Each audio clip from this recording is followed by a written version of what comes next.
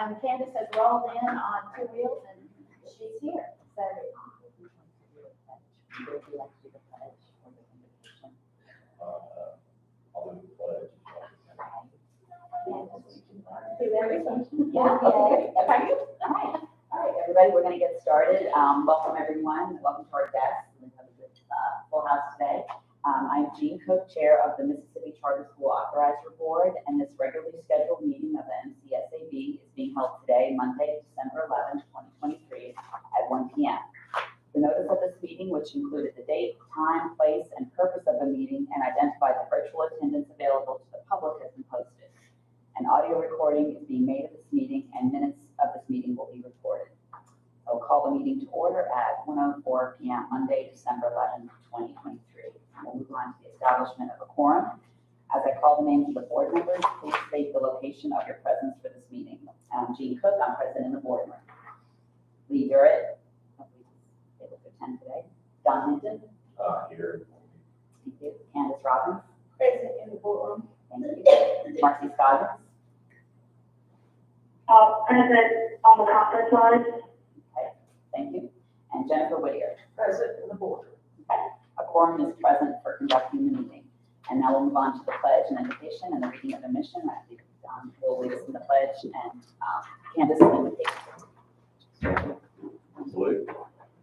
Pledge allegiance To the flag of the United States of America and to the republic for which it stands, one nation, under God, indivisible, with liberty and justice for all. Please remain standing.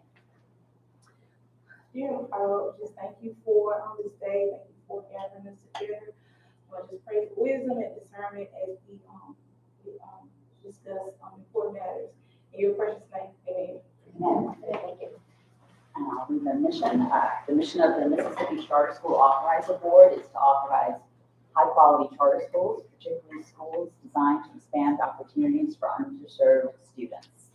So now we'll move on to the adoption of the agenda. I will entertain a motion for approval of today's agenda, and please identify yourself for the record. Candace Robbins, I so move. Second, Don. Okay, any discussion? Hearing none, all those in favor? Aye. Any opposed? Okay, the motion carries. All right, we'll move on to the approval of the minutes of the October 9th, 2023 regular monthly meeting. You've all received a copy of the October 9th meeting minutes, and I'll entertain a motion for approval. Candace Robbins, I so move. Thank you. Can I have a second? Don, second. Thank you. Any discussion? And all those in favor? Aye. Any opposed? All right, the motion carries. And now we'll move on to the approval of the minutes of the October 20th, 2023 special calls meeting. And you've all received a copy of those October 20th minutes. And I'll entertain a motion for approval. Jennifer Whittier, so moved. Thank you. Is there a second? Don, second. Thank you. Any discussion? Okay, all those in favor? Aye. Any opposed? Okay, the motion carries. All right, we'll move on to the chair report. I just have two items. One is on November 30th, Dr. Kamacharya and staff and I met with leaders of SR1 College Prep and STEM Academy to discuss enrollment and financial concerns in the school's corrective action plan. We have an item on the agenda today about that, so we'll get to that in a bit. And then also Dr. Kamacharya has scheduled mid-year check-ins with all the schools that wanted to meet, which were 9 to 10, which is great. And those meetings, I believe, all take place this week and next week, and Don and I are splitting duties, so he'll be at some and I'll be at some. Still coordinating some. Okay, so I haven't heard back. okay, so I know the ones that I'm scheduled for, so, all right. So I'm looking forward to those as well. And that concludes my report, so we'll move on to the executive director's report. Okay, thank you. All right, I really don't have much of a report this month. I think we've talked about everything ongoing throughout the past few weeks, but welcome to everybody who's here. We have a house full today, which is nice to see friends from everywhere today. So it's good to see everybody. I do want to take the privilege of just reading a Christmas letter too. If you'll indulge me that opportunity, I would appreciate it. So, so dear friends and family, Christmas letters have never really been my thing. But this year, in lieu of sending Christmas cards, I want to share something with you. not from my heart, but from my mom's.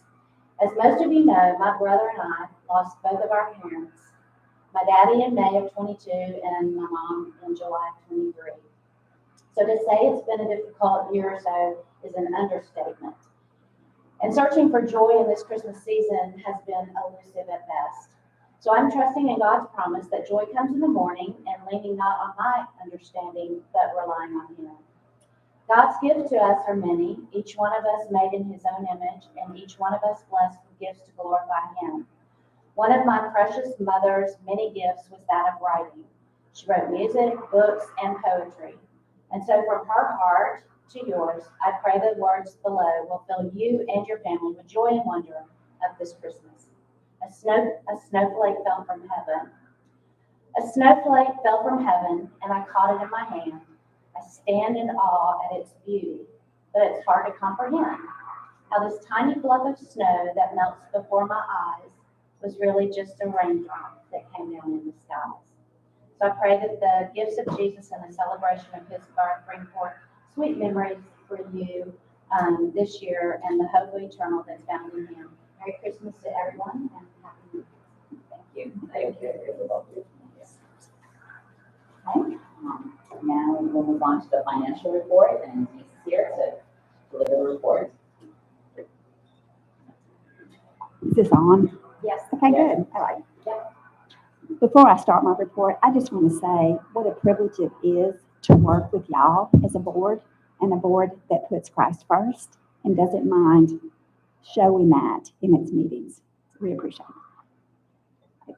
So on the financial report, this covers the period of December 21st through November 30th. The majority of all of our expenses were for routine items, recurring items that normally happen, such as salaries and then just things that have already been approved by the board. There was one new expense that was not routine in nature, and that was for a financial review, and that was charged to the budget line item set aside for upcoming things. So that was covered, and there's still a $41,000 balance in that particular line item. Wanted to point out that all of the revenue was received for the 3% administrative from the schools. So all of the revenue has come in.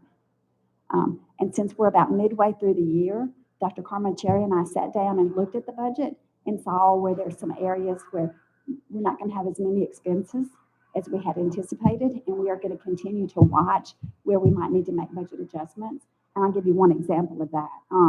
The pre-opening support, we had budgeted $30,000, and we're only spent $5,000. So there'll be lots of places like that that she and I will keep working toward. And then the only other thing I wanted to talk about on the financial report was the CSP grant. At the last report that I gave, I told you how much each of the schools had remaining. The only claim we received was from Revive Prep in the amount of $144,499. And so that was the only expense. That will be the last expense out of the CSP grant.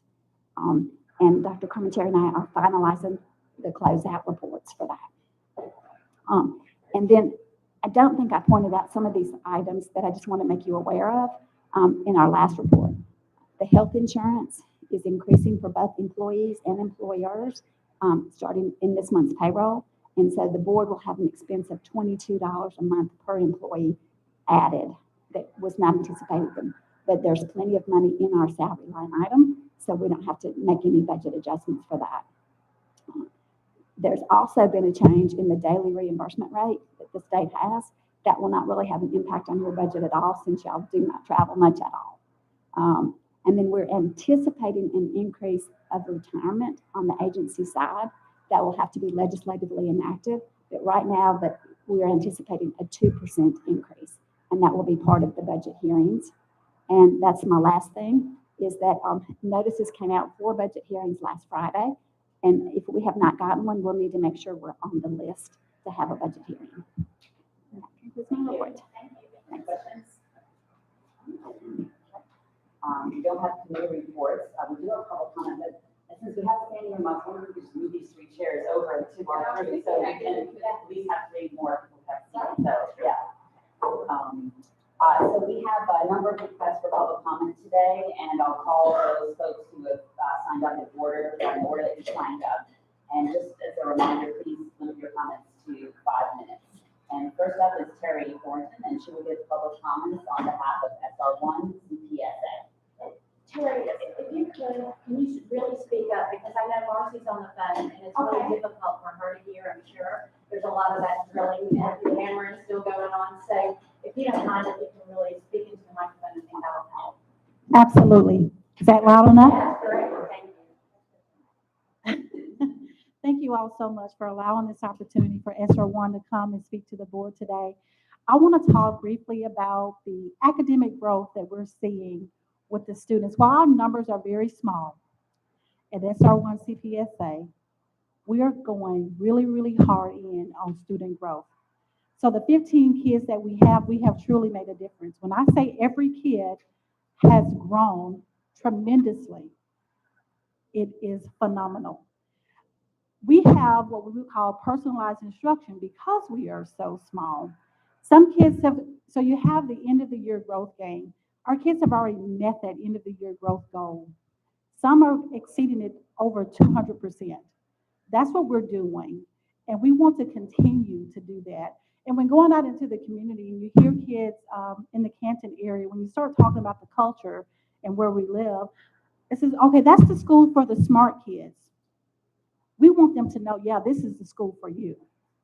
So you are smart. We are there, and we're making a difference. And we want to continue to grow. So we do have the enrollment plan that we have in place to grow our enrollment and continue to make academic growth. Given the opportunity, we want to continue. And we're asking for this board to allow us to keep growing and enroll. Each week, we're getting new kids to enroll into our school, and we're making growth academically in reading and in math. So our kindergarten MCAS assessment, most of them came to us below reading level. Mid-year, they're there. We're making a difference. Even if it's just for one kid, it's worth it. And we just want to ask this board to allow SR1 CPSA to continue to make a growth and make the gains that we can in the Canton area. Thank you. Thank you. Next, Dr. Ladora Harris, also from SR1 CPSA.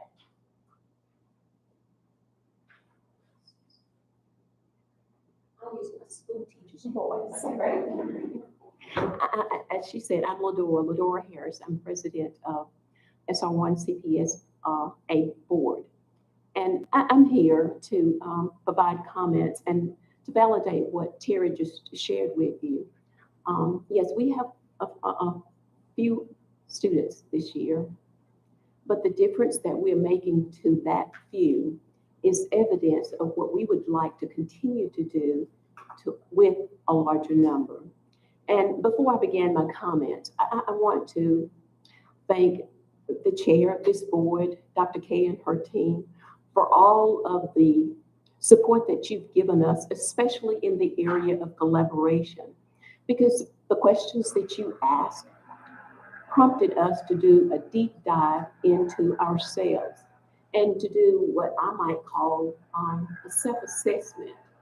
And during that self-assessment, we learned so much about what we are doing, what we can do, and with the support that we learned that we had during this process, we learned what we could continue to do with not only your support, but outside supporters as well. Of doing this deep dive of our self-assessment, we learned, first of all, that we have financial stability for the 24-25 school year. We provided that to you. We have evidence that's been validated by outside sources that we have financial support that will sustain us. And it's not just Ladora saying it, but we have evidence of it. In addition to that plan that we provided to you, we also have what we call a contingency plan, a just in case, a net worth. I think others may give it another name, but we have a list of contingency supporters that have offered and provided in the form of letters of support just in case that there is a shortfall, although the plan that we have not evidenced a shortfall. But based on that plan and unforeseen circumstances, we have contingencies in place that can provide support to us in order to sustain ourselves, not only for next year, but we have that support that's been promised to us for long term. Not only are we confident in the financial support, the contingency plan, we also have a very robust recruitment and enrollment policy to provide us with enrollment that's part of the plan that was part of the charter. We have established a separate department, it has a fancy name, but its purpose is more important than its name. And it's already begun work in seeking enrollment for the next school year and for this year too. And I didn't hear whether or not Terry told you that we have a student that's enrolling next week. So that team is already at work. So the questions that you asked prompted us to do this self-assessment. And we know, and we are convinced, and we are even motivated enthusiastically to provide the support that SR1 CPSA needs in order to be successfully meeting the goals and the mission of the school. Additionally, even though we have the plan is a plan unless it has oversight for implementation. Our board is committed to seeing that this plan is implemented according to what's the tenets of that plan so that we are successful and we have stopgaps, benchmarks to make certain that we check at appropriate times and intervals to make sure that this plan is carried out according to the way it's written. And again, we appreciate your support. We appreciate what got us to this point.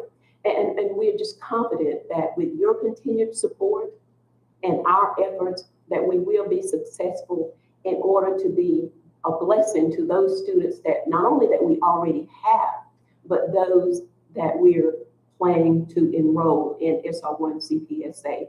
And again, we thank you for this opportunity. Thank you. Okay, next is Dr. Christy Hendricks, and she will give public comments on behalf of Midtown Public Charter School. Good afternoon. I'm Christy Hendricks, the Executive Director of Midtown Partners, and we officially hold the charter for Midtown Public. I'm here today to ask your consideration in amending our current contract to add an additional 40 slots, which would allow us to add 2 classrooms of first grade.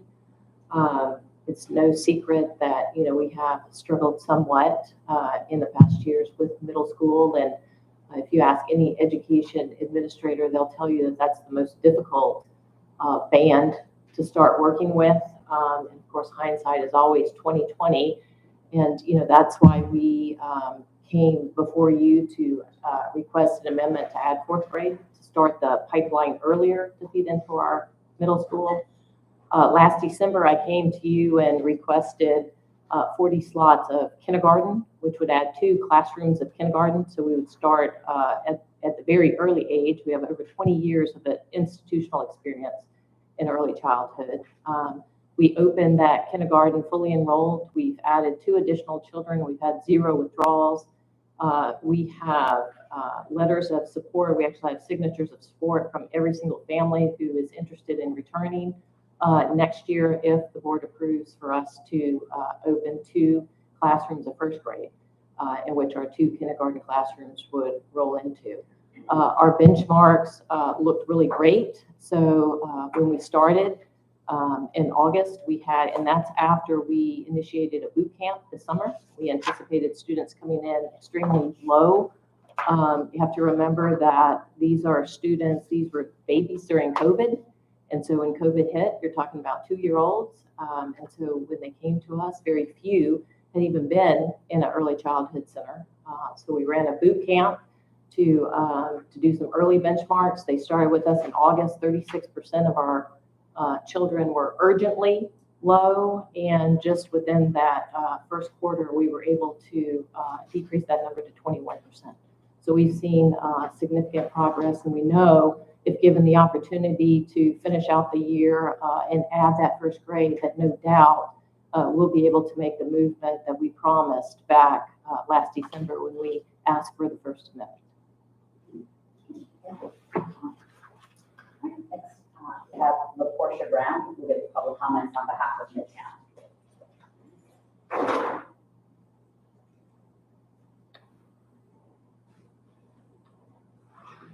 Hello, how you guys doing? I'm one of the parents at Midtown. My daughter Zora goes there. She was one of the babies that tested low. She was on the scholastic system.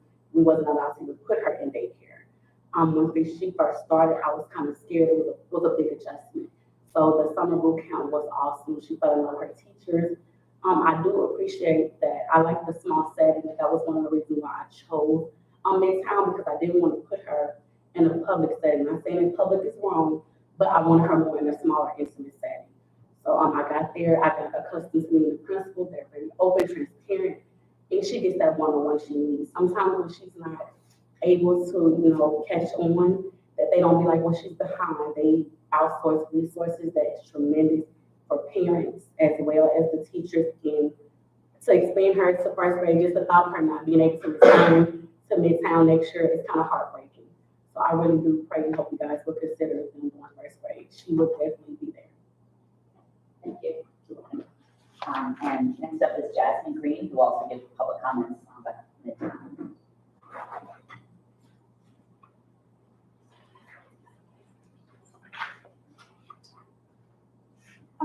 Good afternoon. How you guys doing? Good. I'm gonna try not to take too much of your all's time.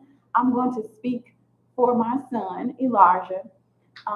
That started out with Midtown this past year, and he has enjoyed it tremendously. Coming from Fun Time in Clinton,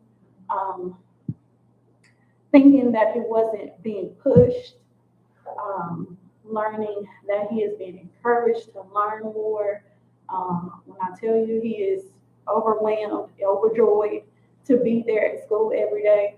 I also have an 11-year-old Isaiah at the other school, public, and he enjoys it as well. So I do ask that you guys continue to let us grow. And that'll be all for me. Thank you. Okay, thank you. Okay. And finally, we have Dr. Angela Bass, who will give public comment on behalf of the Public Schools Inc. I'm gonna ask, Oh, thank you. okay. All right. So our next discussion item we have the SR1 CPSA revocation review. So I'll just kind of give you a recap from the meeting that we had on November 30th. So and just some will be a recap of information that provided, just as a reminder. So SR1's application was, I'm going to say SR1 for short, if that's okay. Okay. SR1's application was approved in 2020 to open in 2022, and then opening was delayed a year to 2023, this current school year. And this board voted on to initiate the revocation review process at the special call meeting on October 20th, 2023.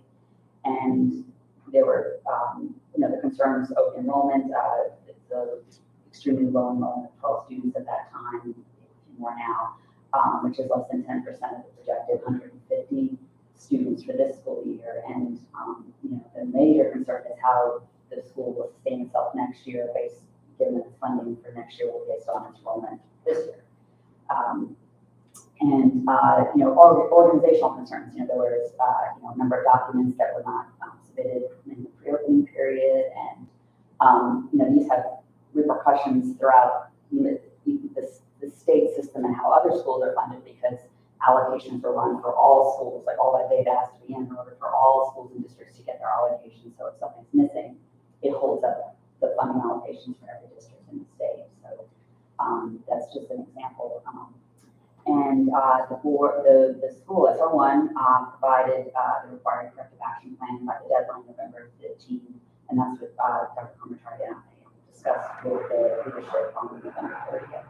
And you know, in terms of there being a clear plan with targets by date, that this is gonna happen, that's gonna happen, there's some aspects of that plan that are lacking. I mean, we're glad that they have a marketing and enrollment plan, but they have to get up to 150 this year and then 225 next year in other grades, so that's even a steeper hill to climb.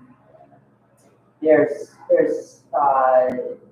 some missing, in the budget provided, there was a number of missing items, including transportation, software, leases, insurance. The nonprofit, SR One Tech, is providing, you know, a number of in-kind services that are not part of the budget, and these are other things that, you know, sustainability, that's the sustainability concerns. The, you know, amended budget are based on 97 guarantee, and there's not, you know, there wasn't evidence of money in the bank or commitments for money in the bank that would keep the school, make up for the shortfall for next year. So I guess we have a decision that we can make today in terms of, you know, waiting and seeing to see how the corrective action plan, you know, pans out and how the enrollment increases significantly week to week, month to month this year, next year. We can, you know, continue the revocation process to say it's not working and to take a look on that, or perhaps kind of an interim measure, such as, you know, perhaps setting a target maybe early enough next year so we'll see where the enrollment is to see if it looks viable for the following year. Because in order to enroll students for next year, they have to test for this year. So in the closure and revocation process is at least really a 2-month process in terms of notice, public hearing, response, and so on and so forth. So, you know, we talked through and thought through some, like a timeline, and February 15th would be, you know, seemed like a good target to see, you know, but my recommendation would be something like have at least 75 students enrolled and commitments for 75. So, what is the time for their students next year? When would they have to be enrolled this year? so I mean, I assume it's whenever they target it to, but we have yeah, there would, I mean, I don't know how to answer that because it really can enroll all the way up until the first day of school. But, you know, if you're enrolling school, you're enrolling your child in a new school and you know it, it really just depends on when the parent decides to, you know, take that action. So you may have a new kindergartner and you're deciding now whether your child's going to go next year, for example. There may be a better question, when do they open enrollment for 24-25? It's just ongoing, yeah. Yeah.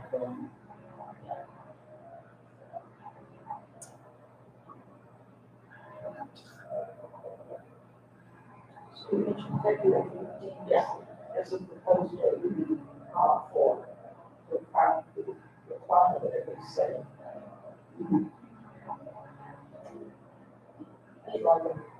Yeah, so if there's some time where you have an indication, this looks like it's taking it, you know, I mean, they're very committed to doing it and they want to do it and they're,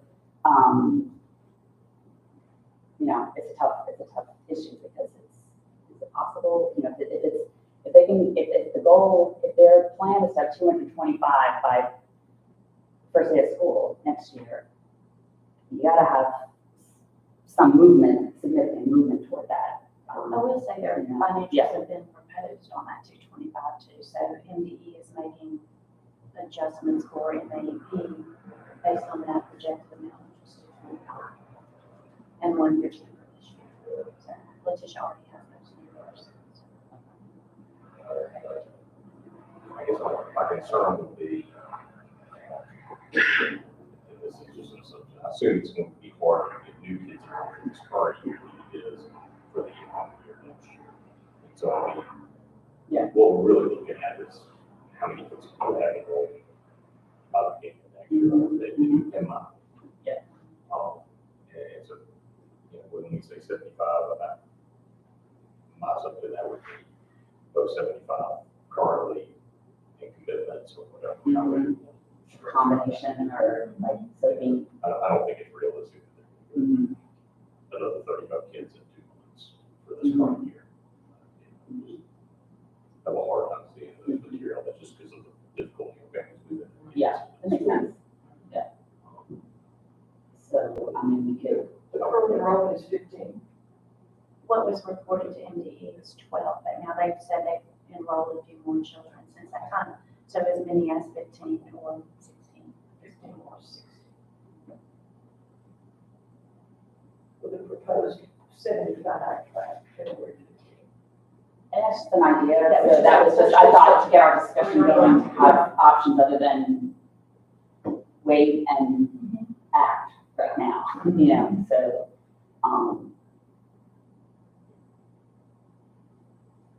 I did like their numbers, you know, from what I can tell, at least with their K ongoing stuff for this current session. But, you know, what I'm more interested in is next year, you know, are they going to be able to hit somewhere close to those targets? And I would point out too that, just in that conversation around that, the pre-K that they proposed is not an approved pre-K program.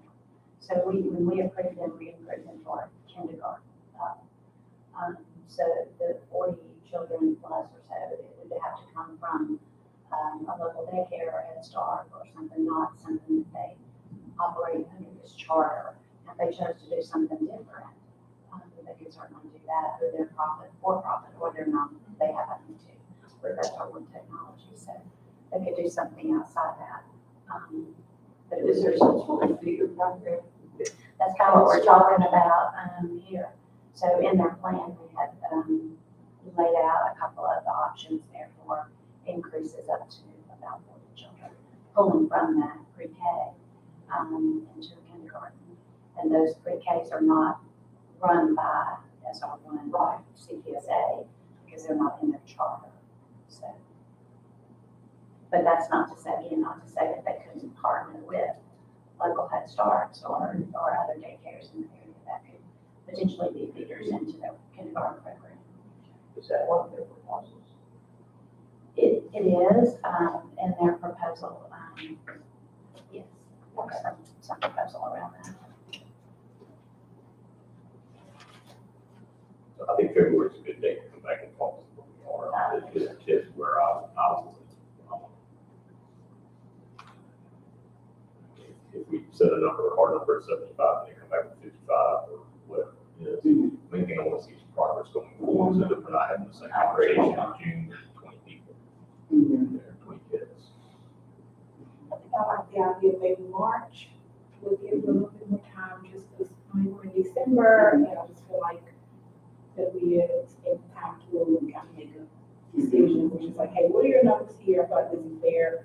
Kind of, I'm not saying it's not fair. Yeah, Just a little bit more of a Yeah. way Yeah. to try to, and we talked about March, and, you know, March, there's this tension between when if the school's gonna stay open, March is great. Right. If the school's not gonna stay open and they get all these new kids enrolled and or committed to enroll, and then there's going to be a process of between March and May, if they're going in the direction of not staying open, then it sets all that stuff in the row. So that's the, How do you Well, what's the judge? timeline? So if we, in March, say that we, or if we say, yeah. so when would be the time that we would, I assume, like say, okay, it's closed, and so like, if it was like something in April, then I'm like, There's what John was kind of referring to as the process of the hearing.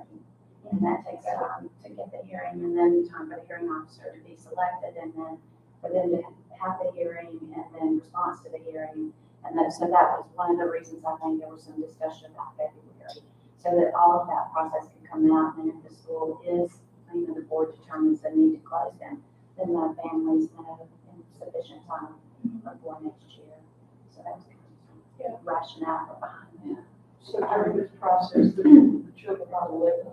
Ma'am? So during this process and up to this date, the children are still enrolled, but there's sort of There's a question, yes, what the board determines the need to do. So there would be a question, on whether or not the school is going to remain open or be viable financially to be able to reconcile the loss from this year into next year and then meet those targets that we talked about. So the children would still be enrolled. they would be enrolled and being served as long as the board hasn't taken any action to officially close the school then.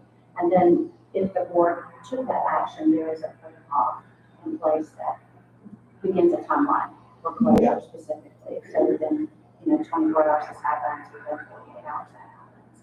Parents are notified, cumulative records go back, things like that. So there is a full process. I have a question. Did you have a question or? I was going to say I'm fine with March. Oh. Is the hearing is the hearing just an option for the school, or a hearing is something we have to have in order to take action if we were to take action to revoke the charter? If the board took action to revoke the Yes. charter, Yeah. then yes, they would have an option. Option But for they it. also have an option to surrender the charter. Okay, And we talked about that, I think. okay. So, but, I'll leave you to Amy for any comment on the process for hearings and, the protocol for that timeline. So, And they are continuing to try to fight their financials as well as, after 15 of the road, just with the plan. So, I'm sorry, Candace was saying something too. Oh, So- I'm That's sorry. okay. It's okay. They did present a plan. I think Jean noted in her comments that some of the proposed budget, there were some things that were missing, and I think, not to put words in Jean's mouth, but one of the most important things I think that we learned was that SR1, not the school, but the not-for-profit and the for-profit, I think were both propping up a lot of their financial obligations right now. So everything's not coming out of, so, especially the budget for the school. The budget was missing transportation, it was missing some, I think some of the leases, some of the, maybe child nutrition, they were going to not include those for 2 years. They're not, right now, engaged in a child nutrition program with MDE, rather outsourcing those right now. So they're not getting reimbursements where if you're working through MDE child nutrition, you get a reimbursement. So there were some questions in their proposed budget, and then some questions around how they would actually make up that shortfall from this year. Although they've done a tentative budget to suggest that there's not a shortfall. I don't think we were ever completely in understanding how that all fell out when they proposed that budget. To be honest with you, we had some questions about it. That's a fair statement. Yeah. So just not sure, because it was somewhere around $880,000 that they would have to make up for this next year. Regardless, even if they leave that to 25, they'll still have to make up those monies because they'll get reconciled in the fall. And then the new monies come out for luncheon. Well, I have a question. So I think what Medora and Terry are here, is it an option for them to kind of, like, if they can speak into that, if they can respond? I don't know if it's a. I mean, we met with them and read the plan, and you can read the corrective action too, and so, like, if there's a very specific question you have. Well, the question that she asked, Yeah. how they would make up the difference, like, the plan for that. I'm not, I guess, because they were confused, just. Yes. I know one of the things that they mentioned, was Mr. Green giving some of his own personal money to make up that difference. So, but that is not, and you can see in their plan in the bank account, and they have, and what their monthly expenses are, around $56,000, something like that. I think in the bank account, that's $100,000, about 3 months worth of, without every one of their financial obligations built into that. They're back in engagement with a fundraiser person that they had before, it's back in. Right, and we don't know how much that We is. don't know, that's what I'm saying, fighting on the lots of, that'll be something. see a little bit of where they're going from commitment to people to support the school. It's not a lot of money to pay back without that. And if we're looking at March, to kind of reassess in March, that might be a time to kind of constantly see, all right, you got your kids and now Yeah. let's see the money, for sure, the commitment on it. Not a, like, we could do this, we could do this, we could do Right, this. right.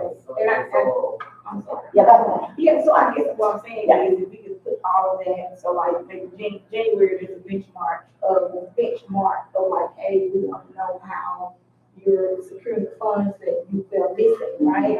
And, or pay back, and then like just, I don't know, I think if we doing that time from January to February, March, just having certain benchmarks that would add to certain things, I feel like they're doing the, if they submit the information, then they had a chance to kind of like, hey, this is how we're gonna do it. I think it's just, so like if we're being clear, and I'm not saying we're not being clear, but sometimes it's just like what we're at, what we're expecting from them, that they will give us that basically, hey, this is the expectation.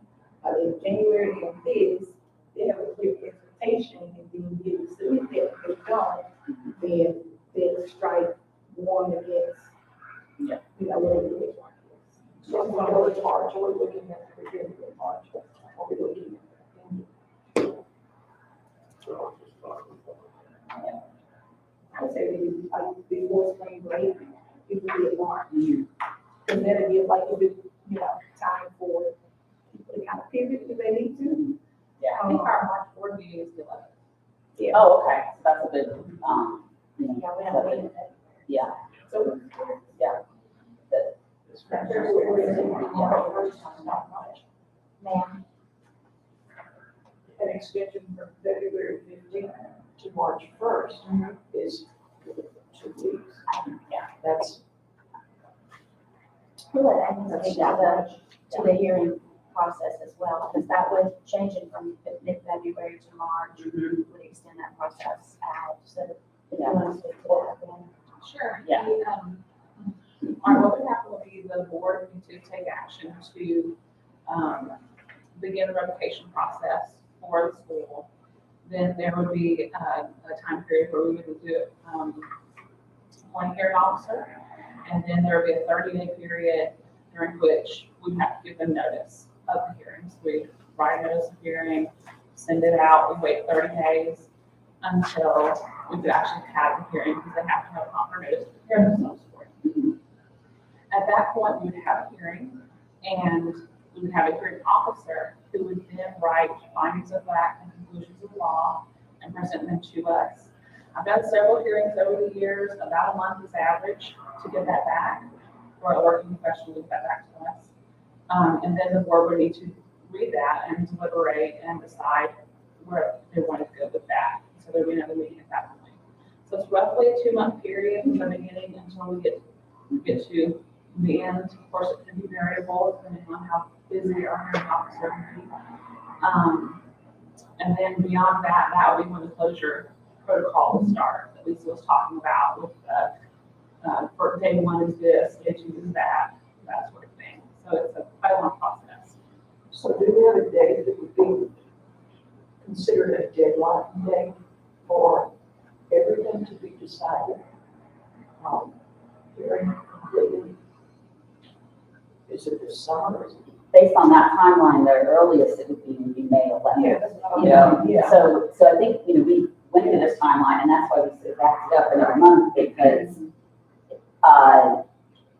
you're already out, you may be at school, and you've got kids enrolled, / registered, and then you gotta change plans when you're back in May, but it's just a difference in the You also months. have to. Yeah. Because you got staff too. Yeah. Or other. Yeah. So you have to think about all the variables that are at play and. Yeah. And how many teachers do they currently have? They had 7, and now, Dr. Harris, is that correct? You still have 7? We have 11 on staff. 11 on staff? Okay. And those are teachers. Yes, we have teachers. So we have a March 11th board meeting. I assume this meeting, whenever we have this review, will be some sort of special call meeting. Is that what we're talking about doing? And A week before? I think it, do it at that meeting. Yeah. Do it at the Yeah. meeting. However, the board Yeah. chooses, we could just special call it, or we could do. It just seemed like for all parties involved, if we had a picture Right. soon enough to know what the next year might look like, if it's an encouraging picture, and it's great, you know, then we all know and everything. If it's not movement significant, then we want to make a decision. That's where that December, January are tough months to get business done. They rock all right. So, maybe work with every. What would the board, be thinking about in terms of, I don't want to say legal rules, but in terms of, some sort of evidence to convince the board one way or another? Because we'll have to put together, a memo and have a conversation with the board, or with their board, to talk about what is it that we need from them, so that you all can make a decision, and maybe that is actual enrollment, maybe it is, letters of commitment from parents, maybe it is, more additional information around the financials, maybe it's a contract amendment to reduce the number of children, whatever those things look like. What are some of those? I would say, yes. Yes, yes, okay. I was gonna ask that, like, can you, well, I know you've already submitted the 225, like, is there, can you, like, That's an MDE, I have to do those things twice a year, so they propose enrollment information from us twice a year. Okay. So no, it's already happened. And when was it's in May and November? That's right. Right, so in November, even though there's only 12 students, it projected 225 year. So that tells me there's a lot of confidence in the plan It's to a do big it. number. Yeah, that could have been revised at that time, could it have been? So, before then, what's the suffice number that we're looking for, I guess to say, hey, we have a number, like, what number? That's a great question, and it's really dependent on their budget and how they, put forth their budget. so, If they get them, all of those things. So, yeah. And so the person, I know you said something like, show like the plan, fundraiser, and so, Yes. is we're funds secure, or I guess it's just a person that's coming in that she's planning to raise. yeah, And we just do That's that. clever from them, but Yeah. One of, from the fundraising side, we had some of the same questions with Clarksville, and they were expanding, and they brought their people in, and we're gonna support it and put funds.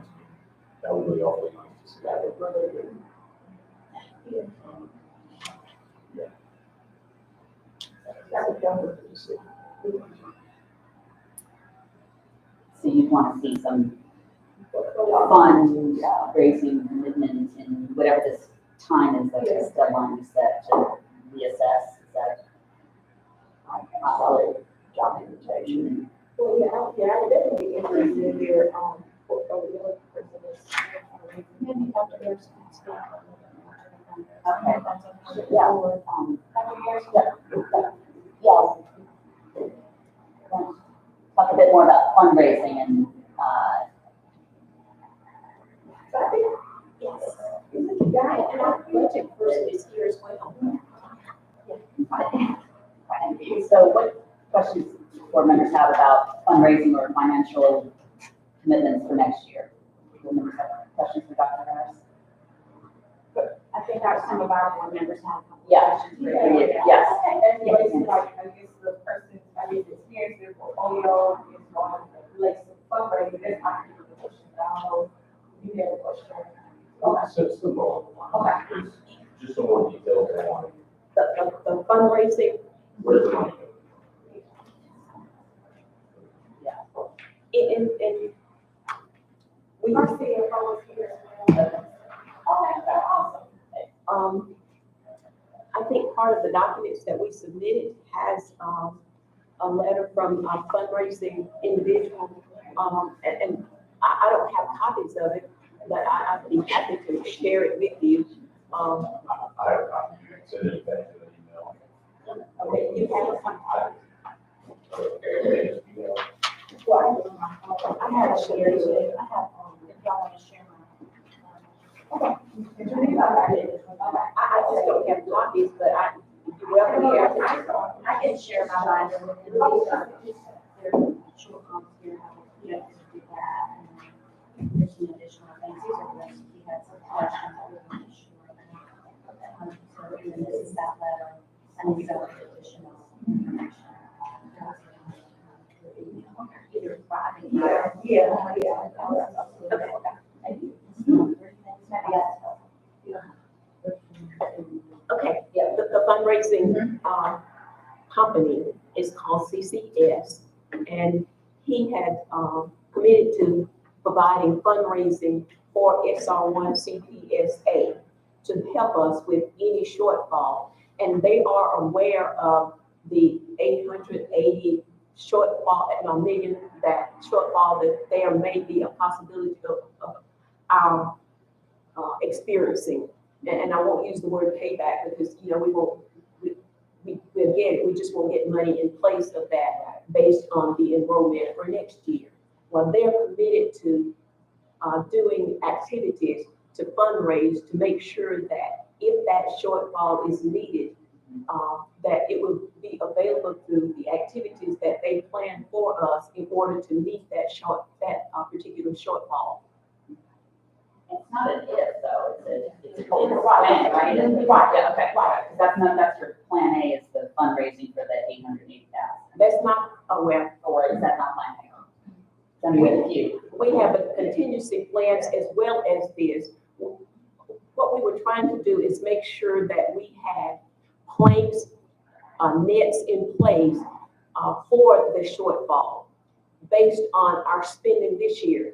And the money we get this year, we're being prudent in our spending, where we're making sure that they're prudent in spending that money because of the number of students that we have and because of the amount of dollars that we know that we're going to not get next year. I was going to say that we're going to not get next year based on our enrollment for this year. Okay. I think you So, The fundraising committee or company have any idea, they made a projection on I'm not mistaken, it's, what they think they can raise? 1.2 million, I'm not mistaken. and 1.2 million is what they. I see that number in the letter.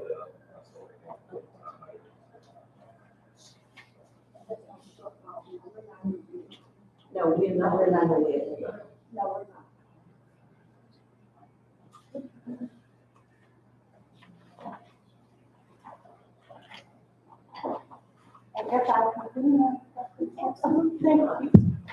Hello, everyone. My name is Sophia Griffin, and I am the Director of Finance. If I may take just a brief moment to answer any additional questions as it relates to the financials and/or the budget. I would like to say, however, the leadership of SR1 CPSA, SR1 for short, made the strategic decision in the first year, realizing the extremely low enrollment numbers, to understand that SR1 was contributing more than a lot, an exorbitant amount for the survival of SR1 CPSA. I would dare wager or say with any business within the first year, we knew the challenges that were ahead of us based off those low enrollment numbers. So the first year, the strategic decision was made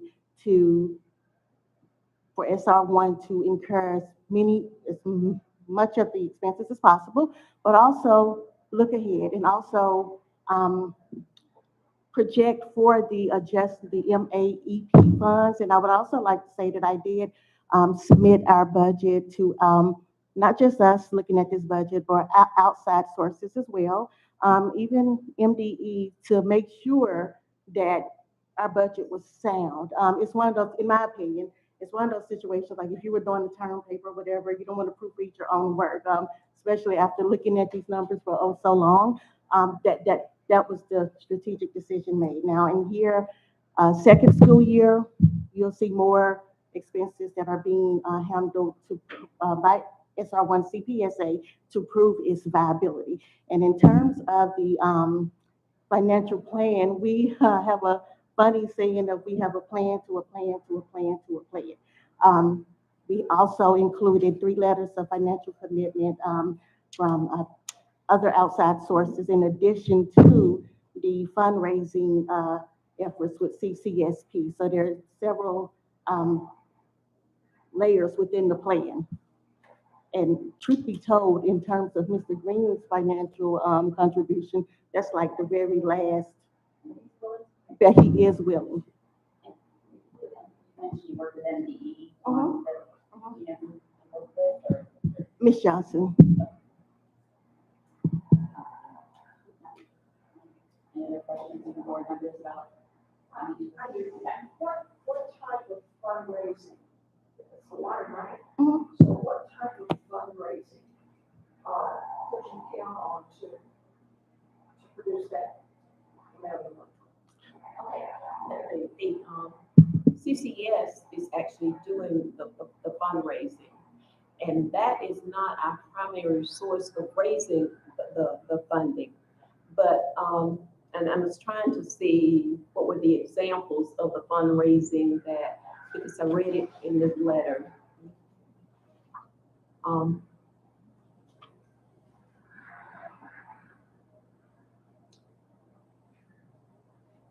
I don't see it bulleted here, but he speaks of, I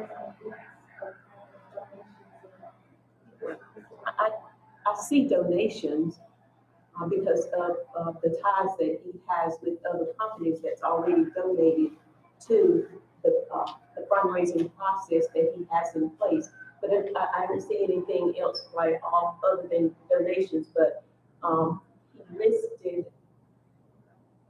several other. I'm sorry, I didn't mean to put you on the spot. It's okay, ask me, and if I don't know, I'm gonna, say I don't know, but I find out. But this is only part of that contingency that I spoke of earlier, because the other tenants that's part of the contingency plan is willing to provide whatever shortfall. So this is not Plan B. We don't have a series of, okay, this is the first one, this is the second one.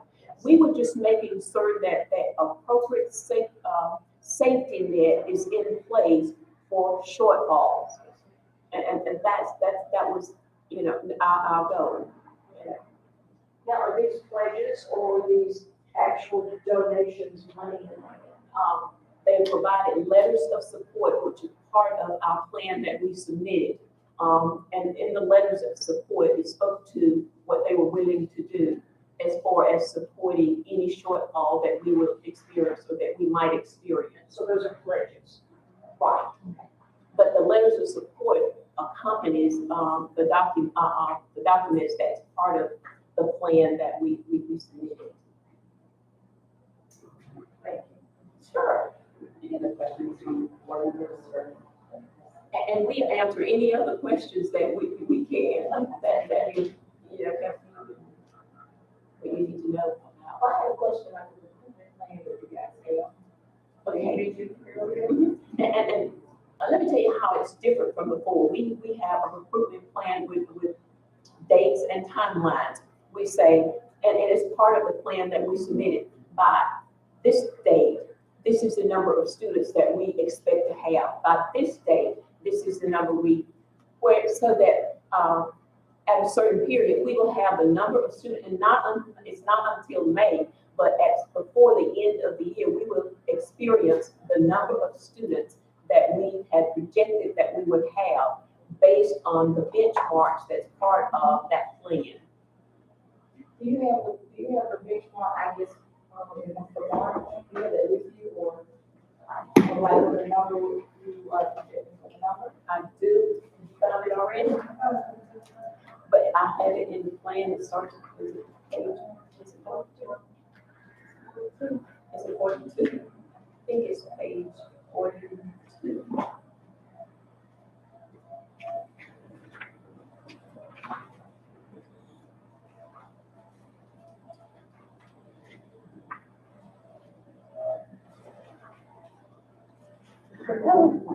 It's on page 40. 4 of your document, but it has schedules and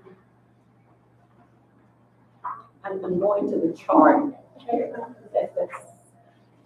Okay. I'm on page 50 of that document. And, I'm sorry. Oh, go ahead. Okay, and it starts with the enrollment goals, and we even document the number of students that we had in fall of '23.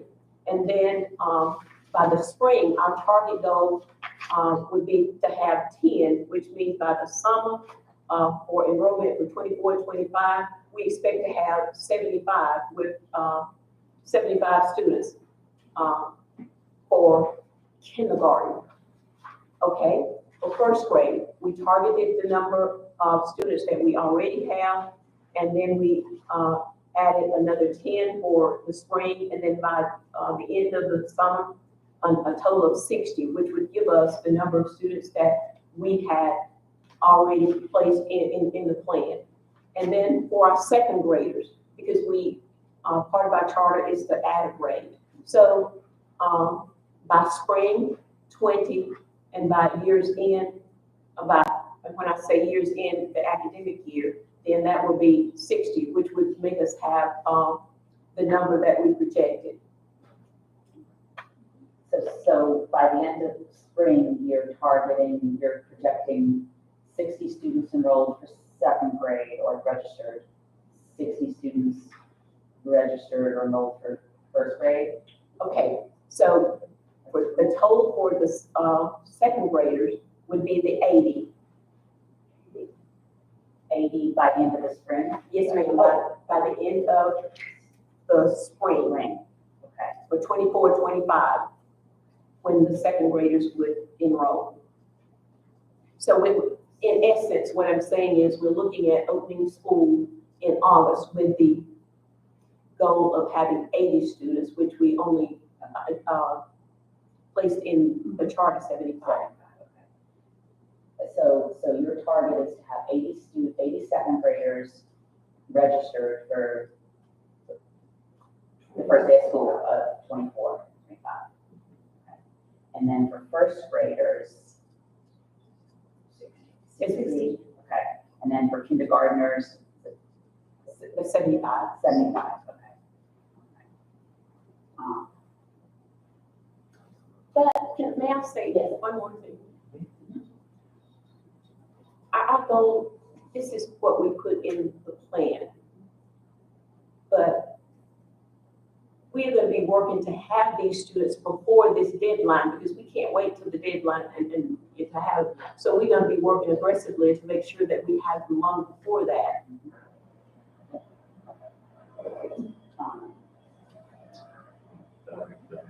March will be. Yeah. So where are we? Yeah, are we halfway there or? Yeah.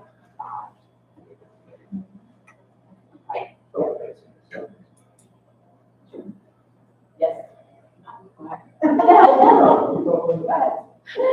Yeah, I was going to say is, and see, as far as enrolling the students, see, we're going to learn how to pace whatever happens based on the enrollment. And this time is different from last time because we have a whole department that's going to be their job, is enrolling students, recruitment and enrolling. Whereas before it was Hello, everybody. Yeah. And we found out in June that we were actually going to have school, so we were trying to get students for August 3rd. So from July, that's how much time we had. And by that time, parents had already enrolled in school. And the city where we are, we're growing, but it's almost like we gotta reach the culture. We have to reach the community to realize this school is for you. We're here for you. You are smart, you deserve it, and that's why we're here. So Mr. Green, he really strives on providing an opportunity for underprivileged children and making sure we can keep going. But we just need time. And I think we're going out into the community and marketing some training. I think it's gonna work. We just need time. And we did have applications for at least over 8, what was it, the exact number we had, that had registered, but they didn't complete the process. And as a former teacher, principal, I understand the importance of knowing where your child is going to be for the first time entering school. I need to see where he or she is going to be. And that was that we didn't have the facility then. So we lost, students in that process. But this time we do. And we just need the opportunity to show you of what we can do for these children based on what we've already. Okay, thank you. I think that concludes our questions, I believe, right, board members? Okay, so we're through with questions. Please, okay, thank you. But if more come up, we will. Yeah. Okay, thank you. Okay, so, it sounds like it's the, interest of the board, what I'm hearing is to assess at our March meeting, which maybe we need to give a deadline at least a week or two before that, or a week before that to, collect information, I guess, yeah. So we want to see an certain enrollment number. So it's pretty, so what I'm hearing is we're not setting a target where you just want to look at what it is and decide then, or set a target of some kind, and we still, make a decision at that point. I'm not thinking. Yeah, I would consider it a target, like, if, I don't know who would come up with, like, Well, right now they have their contract as a target, and they have their plan as a target. And so they've said, if I understood correctly, they said, kindergarten was 75, 61st graders and 80 second graders. So whatever that total would be, at least half of them. Yeah, I would say that. Or, Yeah. yeah. So the chart, those numbers add up to 215, so half of that would be 107.5, something like that. Okay. So it was March 11th. Because that would be the beginning of spring, basically, right? And when we say enrolled, we're saying actually enrolled committed students, or commitments. Yeah, either one, some combination of those. Now, is this something we're just discussing this, is our kind of waiting and, with kind of consensus of what we're looking for at our next meeting? Is this something we need to take action on in terms of the vote, or we're not really doing anything, I guess, is sort of. I suppose that it would be a good idea, and then that way I could send an update to the revocation review letter, Okay, so that we can sort of set it out, okay. right? All right, so we have to, so this has been a discussion item, so first we have to add this item to the agenda to then vote on that. Okay, so all that, okay. So, I will entertain a motion to amend the agenda to include a new business item, new action item, to consider action regarding the revocation review. So we're going to put on the agenda and we'll vote on it. Did not fall into the revocation review? It's just a discussion item and not an action item. So now we're just reverting it to an action item so we can take. So, Okay, thank you. That's Don, and second? Candy, I'm saying. Okay, thank you. Any discussion? I'm hearing none. All those in favor? Aye. Thank you. Any opposed? Okay, the motion carries. Okay. And so now it's on the agenda, so we just need to formulate a motion. Yeah. Try. Okay. So let's get I would move, at the March board meeting on March 11th, we meet to discuss current standing where all one is with their self-designated goals of post-student enrollment at that time. Looking for hopefully something in the neighborhood of 100, combining both actual enrollees and commitments. 20. Oh, the current school year and the 20 and upcoming school year. Okay. Got that in? That was terrible. I'm sorry. So including this year and. Yeah, current school year, so the combined enrollment between the current school year and the upcoming school year should be at least 100 students. My only question about what you stated, you said they're they're self-designated. Is this something that we want to designate, that's a number we want to see? Does it make a difference? Well, it came out of their, Mhm. out of So their. then they do what they say. Okay, so that's Oh. okay. But, that's, All right, just want to that's clarify. the goal.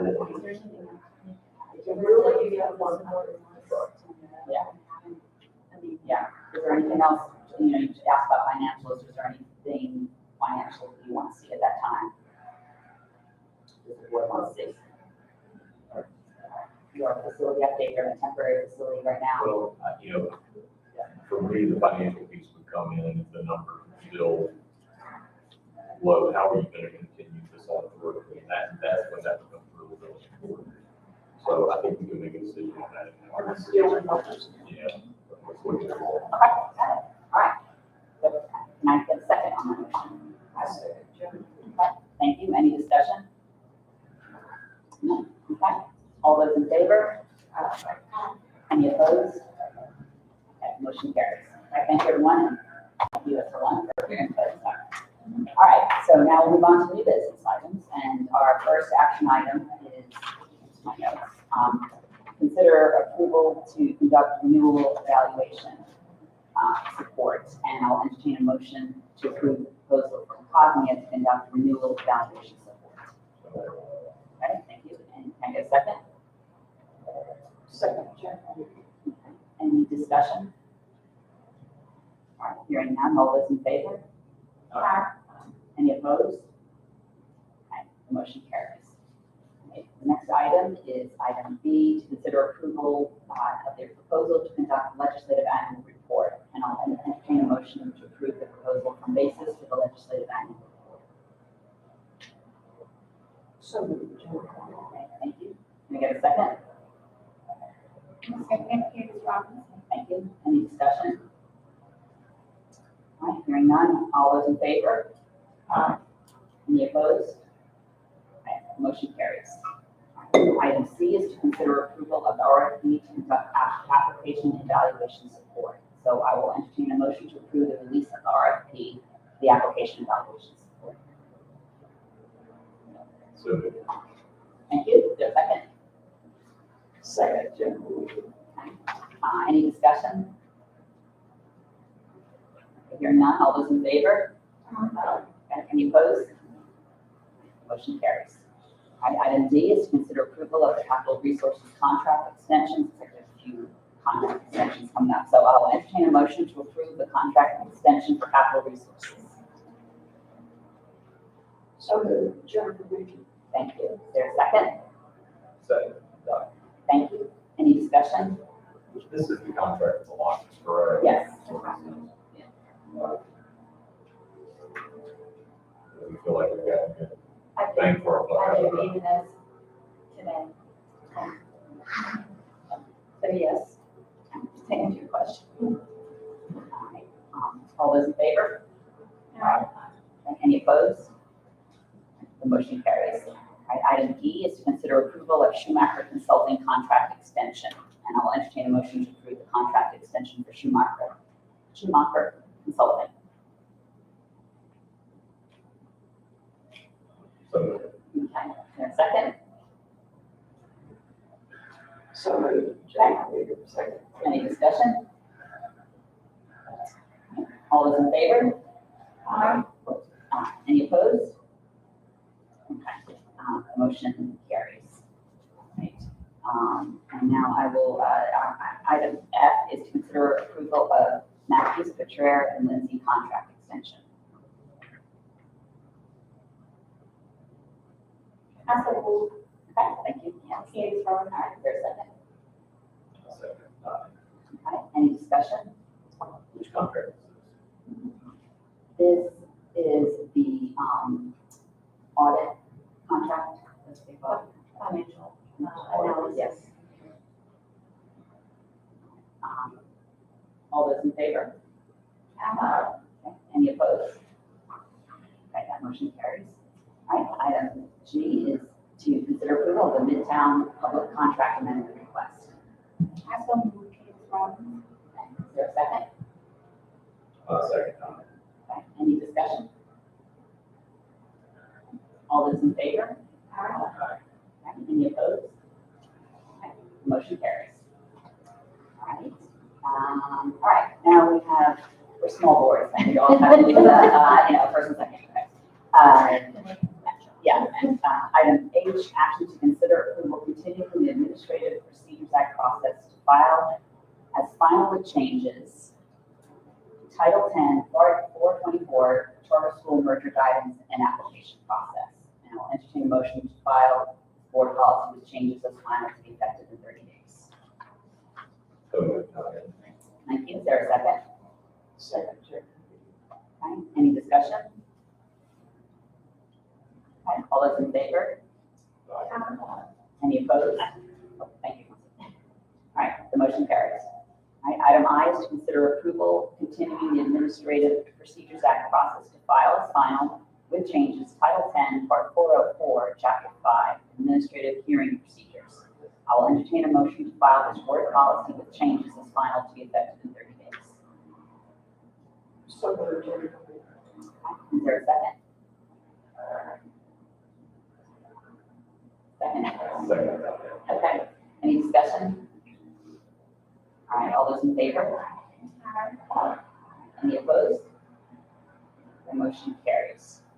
All right. Item J is information item, board policy, Title 10, Part 420, call for quality schools guidance and application process for new operators. And this is just information. It says clear the Administrative Procedures Act process with no public comment and filed as final effective December 7, 2023. Next item, also information, item K, board policy, Title 10, Part 421, call for quality schools guidance and application process for existing operators. It's also cleared the Administrative Procedures Act process with no public comment and filed as final effective date December 7, 2023. And item L, information board policy, Title 10, Part 422, call for quality schools guidance and application process timeline for new and existing operators. Has cleared the Administrative Procedures Act process with no public comment and filed as final effective date December 7, 2023. And item M, information board policy, Title 10, Part 404, MCSAB board policies, Chapter 4, Rule 4.1, records received by board and has cleared the Administrative Procedures Act process with no public comment and filed as final effective date December 7, 2023. Okay, and so now we have a consideration of an executive session. Do you have any motion on that? Yes. Okay. I move the board go into closed session for the determination of the need to go into executive session. Is there a second? Second, Ms. Robbins. Okay, any discussion? All those in favor? Aye. Any opposed? Okay, the motion carries. So we're going to clear the boardroom so we can make the determination whether we go into executive session. Okay, you need to take a